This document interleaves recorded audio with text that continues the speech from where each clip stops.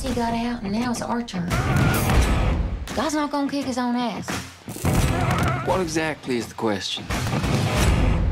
If it breaks the spell, why don't we just kill her? Hey guys, Ryan and Mike here, and we're gonna talk about Preacher, everything that we learned from the panel that we both went to. Yeah, it was the Hall H panel. It was the final panel of Friday night at Comic-Con, and maybe the funniest Comic-Con panel I've ever been to. It was like going to like a comedy club, basically. Yeah, you get like Seth Rogen, obviously is hilarious, but then like Joe Gilgun, who plays Cassidy on Preacher, is like unbelievably funny and honestly really similar to how Cassidy is. I don't know if he's like doing a bit or like if that's really how he is. Like at one point during the panel, he goes, guys, he talked for like 4 minutes straight and everyone was just jaws on the floor and dying from laughter. And then at the end he goes, guys, I have ADHD. It is not fun to be this way. It is exhausting. And I just died. Like, at one point he also invited all like 7,000 of us to a hotel bar. Luckily, he didn't give away his hotel. Right. Oh, but he almost did. He almost did. He goes, oh, bloody hell, how many people are in here? 7,000? What if we all went to the same bar? You guys should come by our hotel later. Oh, never mind, I shouldn't do that. Yeah. And I don't think he was like, I think he plays it up a little bit, but I think he just like, I think he's genuine a lot of, I don't know, he's so He seems funny. like a total, funny. really cool guy. And obviously Seth Rogen as well. He made a spectacular dig at Subway when discussing Hitler's role later this season that we're gonna see. Yeah, so it's a mid-season panel, so it's a little bit weird because they don't have a lot to tease, but they did show some stuff from later in the season. Obviously in the most recent episode that we saw air, we met Satan, and Satan kind of sent the Saint of Killers out to track down Eugene and Hitler, who we haven't seen yet this season. Yeah. And so we caught a little glimpse of what Hitler has been up to since escaping from hell last season. He's working at not a Subway, but he's working at, essentially a sandwich shop that looks like a Subway. And Seth Rogen, well, he said Subway, and then I think Sam Catlin like corrected him. Well, not a Subway, and he goes, yeah, we couldn't use Subway for all of the spokespeople that they've been associated with. Hitler was a step too far, I guess, which is like, you just compared Jared from Subway to Hitler, and like honestly, I lost it. And he also made a pretty strong point about Trump during that whole thing too. Yeah, holy moly. I cannot believe he was talking like that. Yeah, he was like, he really went into it, and like I've heard them talk about it before, and they'll totally go there, but like, talking to them, like interviewing them in private or whatever is different from like, you're on stage in front of thousands of people and you're going, yeah, it's Seth Rogen, I didn't really, when we wrote Hitler onto the show, I didn't really know that it was gonna be so relevant, but here we are, Any word on the vampire? Still searching, sir. How hard can it be to find an Irish demon carted off by a pack of cape-wearing nobodies? Well, it is New Orleans, sir. Other things that we're excited for in season 3, the second half of season 3, is more of the comic books, basically. Yeah, this is going to be more than any other season. Definitely, yeah. They said it's gonna stick closer and closer, and they keep talking about the show speeding up. And honestly, based on a lot of the stuff that they teased in the footage that we saw for the rest of season 3, Cassidy, obviously, he pieces out and he meets up with the Children of the Blood, and there's that there's that whole storyline. We're also going to get introduced in throughout the rest of the season to another big bad from the comics, who is the All-Father. Obviously, Airstar is actually not the tip of the pyramid in the Grail. There is somebody above him who is amazingly terrible. Yeah. And we caught some glimpses of him. We saw a production still, and he eats and pukes a lot apparently. And he's a monster of a man, and he eats a whole bunch, and then he forces himself to throw up with a wand that he carries with him. Yeah, so. And knowing Preacher, I'm sure they did not shy away from this. Not at all. Seth Rogen mentioned that there is a scene in which he eats an entire horse. Yeah, so look out for that, guys. I have no idea. Your stomach staples must be holding this time. They are not. I had my gastroenterologist beheaded yesterday. Of course. Proportionate and wise. Tell me, Star, what do you know about a man named Jesse Custer? And obviously they made such great casting choices for all their characters, but namely Hair Star last year with Pip Torrens. He's so good. So I'm extremely excited for Allfather. It's going to be pretty offensive probably, but awesome as well. In a way that we love. Yeah. They also showed us one entire scene, which was a fight scene when TC and Jody learn that Cassidy has escaped because obviously he's a vampire. They want to kill him. TC and Jody confront Tulip and Jesse, and it's actually a little weird where Tulip and Jesse are standing by the door waiting for TC and Jody to come in and start the fight, and Jesse's like, "You ready for a fist fight?" And then TC drops down from the ceiling behind them and just says like, he's like, "What are we waiting for?" And then the fight just starts. It was so weird. I enjoyed it. I thought it was awesome.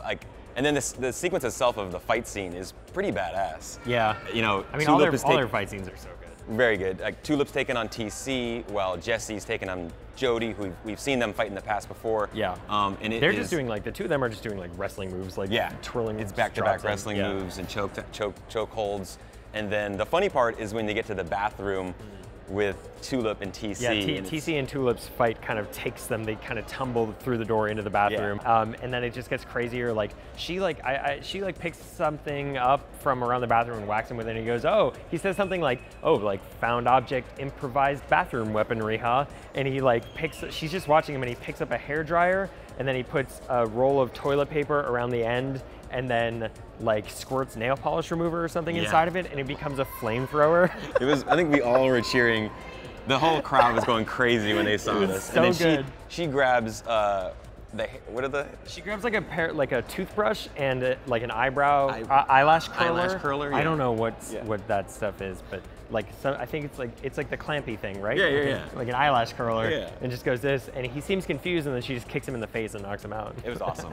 Yeah, we love the fight sequences. They talked at length about the choreography that goes into those sequences too, and that there's not much improv on the set, but they can ad-lib here and there once they actually do get to set. And they made a point that the actors are really, really good at the fight sequences. Yeah. They don't need to shoot around that One of the things, Seth Rogen and Evan Goldberg and Sam Catlin were talking about how one of the reasons why the fight scenes in Preacher are so much fun and so good is that they don't have to shoot around having stunt doubles. Obviously they have stunt doubles, they can't do everything, but they don't have to shoot around the actors not being in it, and so you get a lot of really cool shots, long shots that are it's really that, it's Dominic Cooper and it's Ruth Negga, and it definitely shows in the final. Yeah, it definitely shows in the final product. Speaking of stunt doubles, there was a funny moment when Dominic revealed that he was actually inside of the coffin underwater.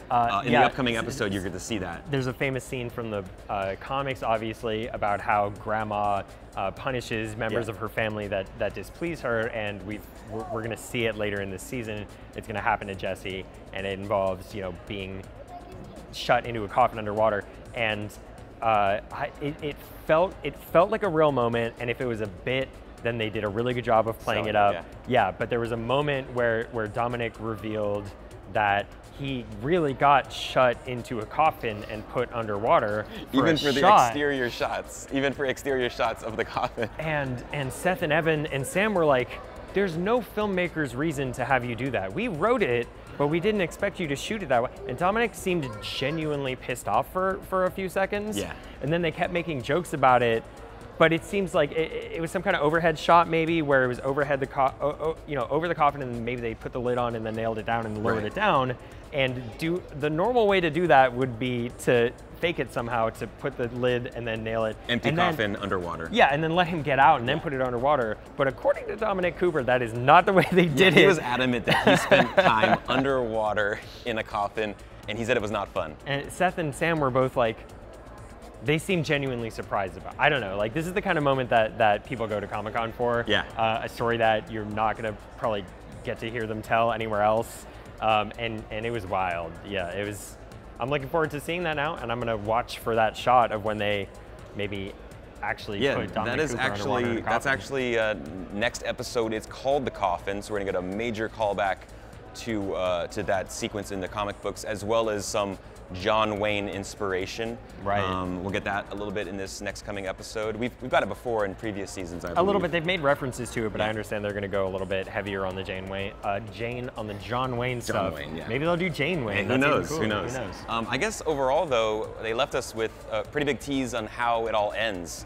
The season finale was directed by Sam, and it's going to feature. It's going to probably leave our characters in a worse situation than when they ended last season. Right, that was what they said. That was what they said is like, the season is about these characters. Like there was a moment at the end of last season when they were talking about like, why, like, didn't they ask Jesse like, why do you need us? And he didn't have a good answer. Right. And this season is about them drifting apart, but then by the end, they gave us this tease that it'll be about them coming together again, because the situation that they're all going to find themselves in is going to be even worse than the situation they were in at the end of last season, which, if we remember, Tulip was literally dead. Right. So are they all going to be in hell? That's my guess. I don't know. What do you think? Oh, I like that. Wow, I didn't even think about that. Well, I mean, what could it be, right? In a preview, in a teaser, we do see Satan talking to Grandma. Right, yeah. You see that meeting, which was awesome. Like, Satan came up to Angelville,